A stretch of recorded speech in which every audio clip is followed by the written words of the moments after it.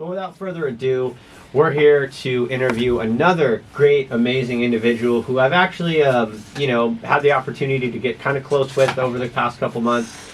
We actually crossed paths at Lighter Fluid, like you guys hear all the time. Another great page that y'all should check out. But without further ado, my guest tonight is Abe the Freak, everybody. And he's from Baldwin Park, California, just in the outskirts of LA, getting more...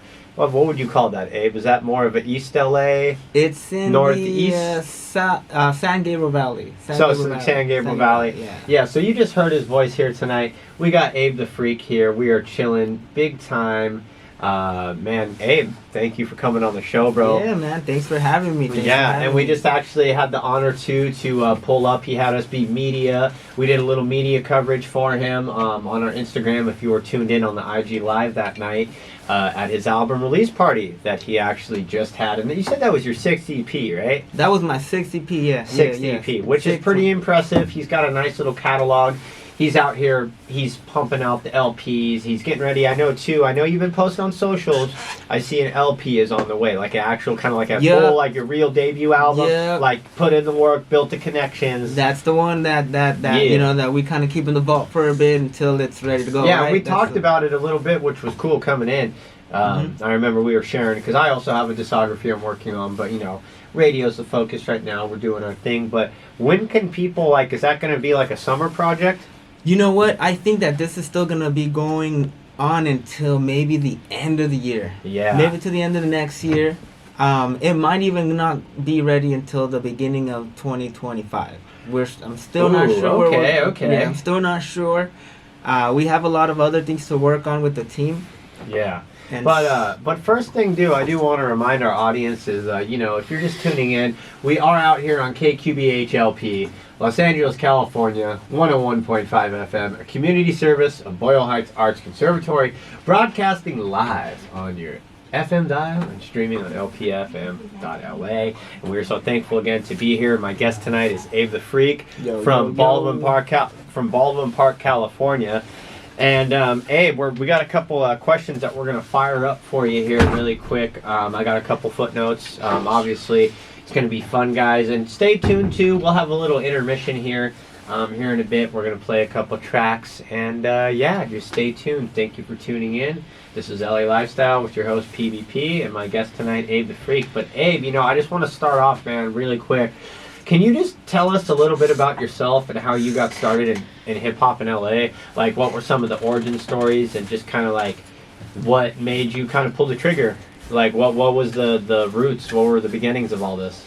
Well, for me, the way that I started was really one of those I was kind of like stuck in like a rut, I guess you could kind of say, where you feel, because I'm not gonna say like I never felt like I wasn't accomplishing anything that was not enough or anything like that, but I was at a point in my life where things were happening for me in a positive way, but it wasn't like 100% fulfilling, like my life. Like there was something that was missing, there was just something that was just not there.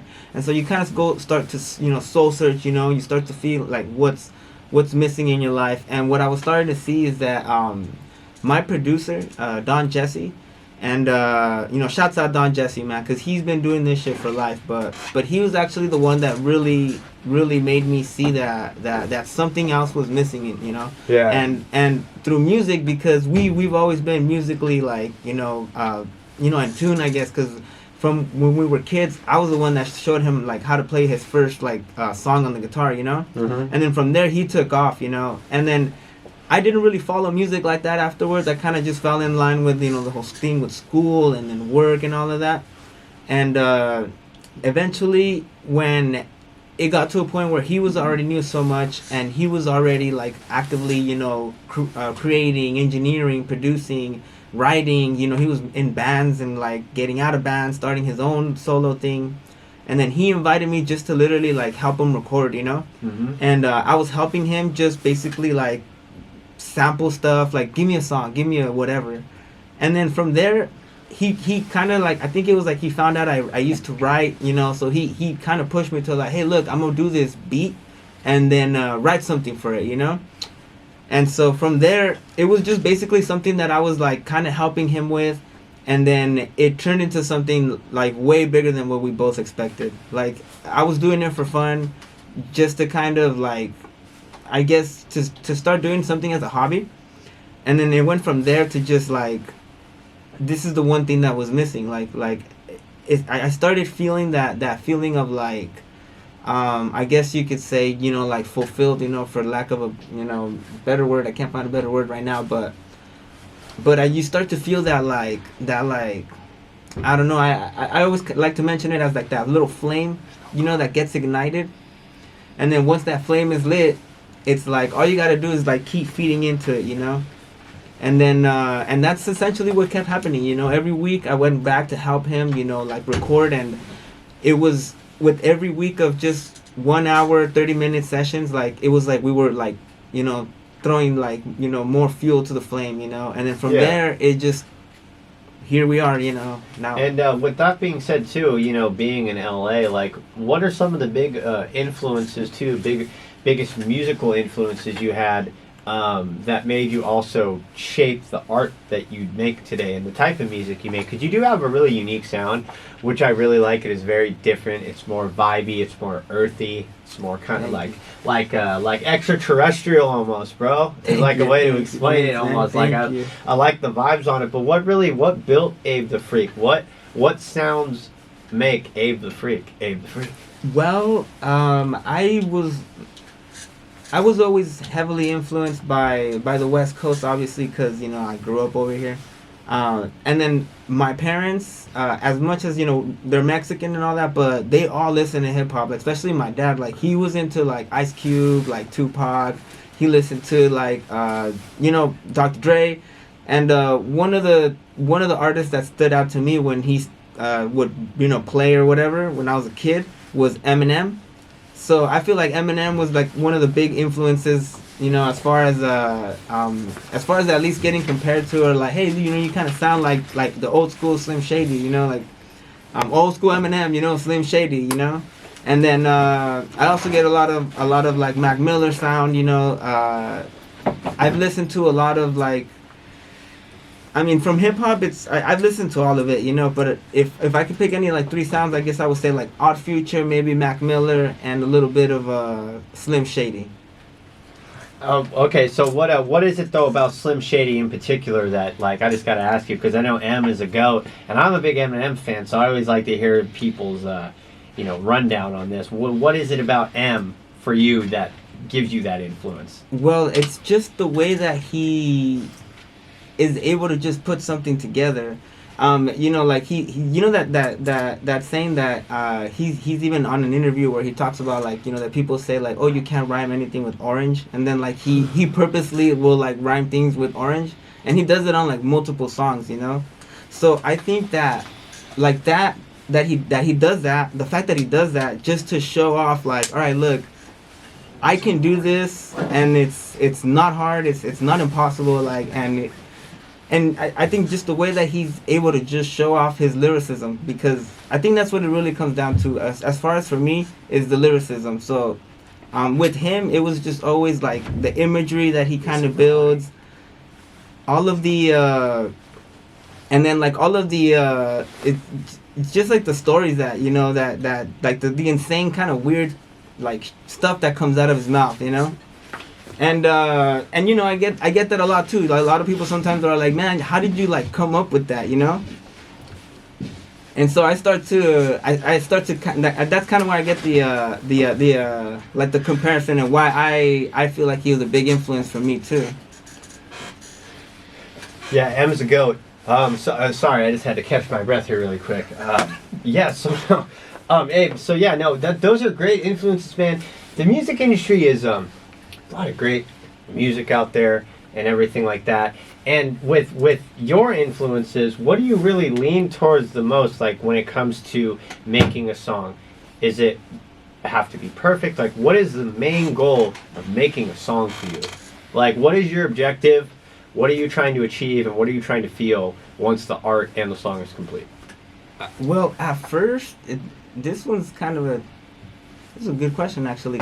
At first, it was really a lot of just like putting just pieces together. You know, it seemed more of like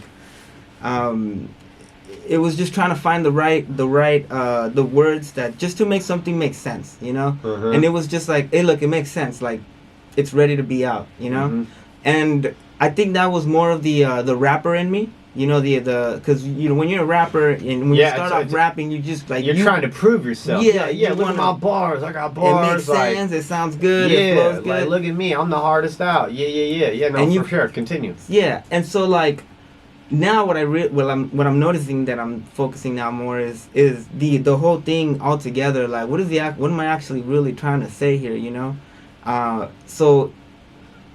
I think that's what I've been transitioning to. Like, I'm going from like just straight like just rapper bars, you know, freestyles, you know, to like more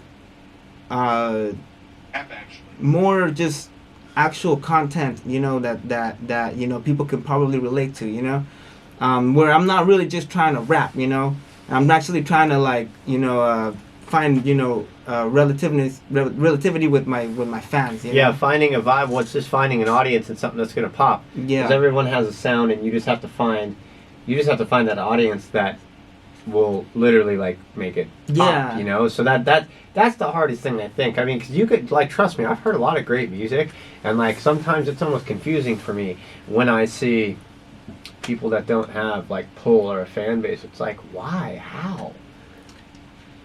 It's just, you know what I'm saying? Yeah, but like, you're right though, because sometimes you do. Because what I realized before I used to come out here to LA, I used to be out in the IE a lot. Yeah, and, same. I started out like IE OC2 before I came to LA. Right, and so I did notice that my style was just a little bit more different. You know, like, not that like people weren't like, you know, feeling me or nothing like that. Like, you know, I got a lot of good feedback, but I never got the same kind of feedback as when I started coming out here, you know. So I think you definitely have to find, you know, like you're saying, your vibe, or the people that are like, oh, well, it's just how you market it. Because I mean, you look at anybody, like, it doesn't, like, there's a lot of questionable music out there, and they're pulling crazy numbers. I mean, a lot of it's industry, but there are still questionable independent artists that I'm like, okay, like, now it's happening in even the independent realm, where you can go out, like, I mean, there's some pretty, it's like, what?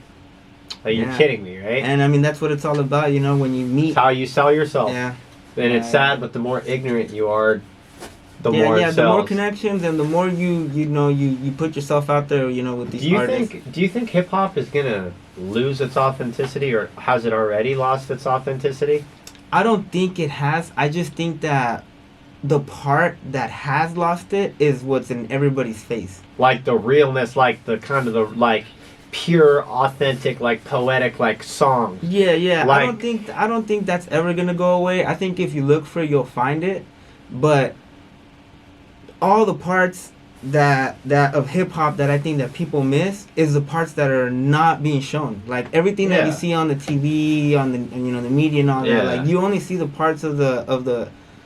Well, I guess, you know, like, I don't, like, not to, like, say anything and make a negative connotation to it, but, like, all the parts of hip-hop that we missed are not being shown anymore. So, we don't really see it, you know, like the underground scene is completely, like, you don't really hear, it's like, blacked out. Immortal Technique is about to drop an album, right? Or I think he already did. I mean, even with E40's new album, which I shared with you, I didn't see anything on that, and I'm just on Spotify, and it's like, oh, new E40, and I'm like, all right, like, I guess we got some new E40. But same thing, Immortal Technique, any independent underground rapper. Yeah, this guy hasn't released in like 20 what years? Like it's been a long time. And so think about that. He's like, how is this not like the most anticipated like record? And then more people anticipated that new Andre 3000 album, and look what he gave us. Oh yeah, yeah. Like, and that I think with that,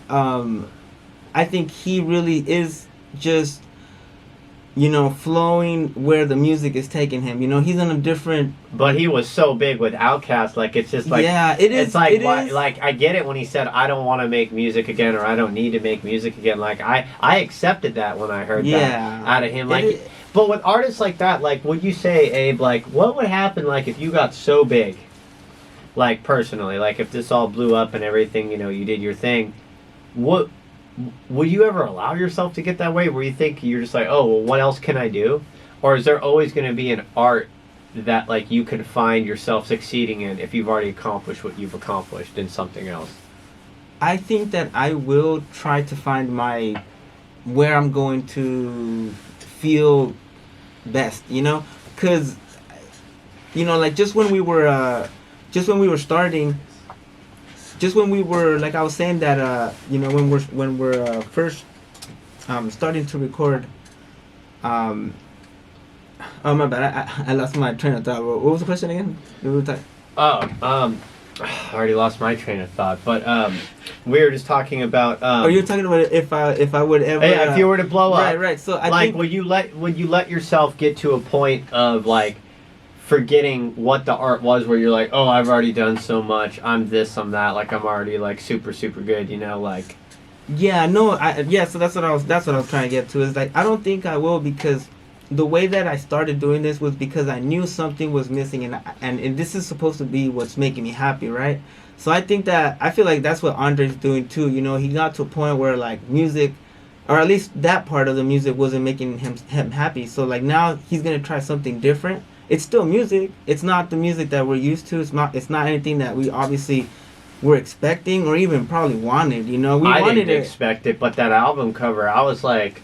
It looked like, I was like, "What's homie on?" That was the first thing happen, I said. right? But shout out though to him. But that's the thing too. Like, artists need to change to evolve, and I can definitely say in the couple years of me making music and doing everything I've been doing, I've already seen my style change. Yeah. Kind of figuring out who I am, because you're always evolving as an artist. Yeah, and then there's so many other artists that are doing the same. So when you see them like going from like here to there, and then. So you definitely always kind of like, you know, you want to, you know, stay there with everybody, you know? Oh, of course. So, you always want to stay inclined, especially you want to be present, because looking at someone's creative process and watching them step out of the box, that was almost like with Drake. When Drake did that album, I think it was one a couple albums ago, where it kind of was like a more dance, like really dance pop. Oh, was the... honestly, never mind. Was it that one? I think it might have. Well, no, that one with 21. That was, I think it was 21 Savage. But anyhow, moral of it is, like he stepped out of that box and he got a lot of criticism. But I mean, you look at the numbers, you look at the performance of everything, and that just goes to show you, like, take those chances, because you never know. Like, he still had platinum records on that album. He still had, you know, great collaborations with a lot of great composers and a lot of great lyricists. And that was the thing. He still made it a great album. And I don't think any artist should get bagged like that. Like, what sets you apart, like your style? Because especially you got like Cancel Abe the Freak. You have all these different little things that go with your brand. Like, what sets you apart from every artist in LA? Like, that makes you so unique? I think so far, what I've noticed, at least from the feedback that I'm hearing, you know, I think what it is that I am somebody that does something different, you know, not just on the on a record, you know. I am talking more about performance here, because, you know, when you record something, you know, you have all your time, you know, and a lot of times, you know, you can come up with something that can sound similar to other artists, right? But I think where I've been able to set myself apart is in my performances, because I'm not afraid to just try something completely like different, just to catch the listener's attention, you know. And then from there, once I catch their attention, then they start really like tuning in, like, hey, you know what, this guy's actually, you know, he's actually, you know, saying some stuff, you know. So no, yeah, I definitely do agree with you. I don't think that artists should get bashed, especially when they try new things. Just because we don't like it doesn't mean that, I mean, like, somebody else out there is not like completely enjoying it, you know. I mean, music is music is subjective. Subjective, yeah, exactly. So it's I think it's just one of those, like, you know, hater things, you know, like people just get on there like, we wanted this, not that. But it's like, well, you know, sometimes it's like, you know, the artist, we got to remember the artist makes art for himself. And it's like, if you connect with it, then you're going to vibe with it. You're going to like it. And if you don't, then, you know, it is what it is. You know, move on and listen to the next artist. There's so much music out there. Yeah, no, there's a lot of great music, but speaking of great music and some tracks to live by, we're just going to be diving in here really quick in a couple moments. We're going to take a little music break. We're going to feature some local reggae out from Long Beach that we selected for tonight. Yeah, I actually handpicked an artist that I got to work with last year. His name is Shakaman from Long Beach, California. So we're going to get a little reggae vibe going on here tonight here in a second for just a little break. Let's let our listeners out here just indulge in some reggae, switch it up a little bit. But great reggae coming out of the LA scene. I like the reggae music scene. If you guys haven't tapped in, make sure you get down into the Long Beach area. There's a lot of amazing reggae artists right now out here. So, we're kind of trying to promote everything out here. This is LA Lifestyle with your host PBP. And just another reminder too, if you're just tuning in with us too, we are out here on KQBH LP, Los Angeles, California, 101.5 FM, a community service of Boyle Heights Arts Conservatory, broadcasting live on your FM dial and streaming on lpfm.la. But guys, in the meantime, we're just going to take a little break here, and we are going to enjoy a track called Never Catch Me by Shakaman. Enjoy, everyone.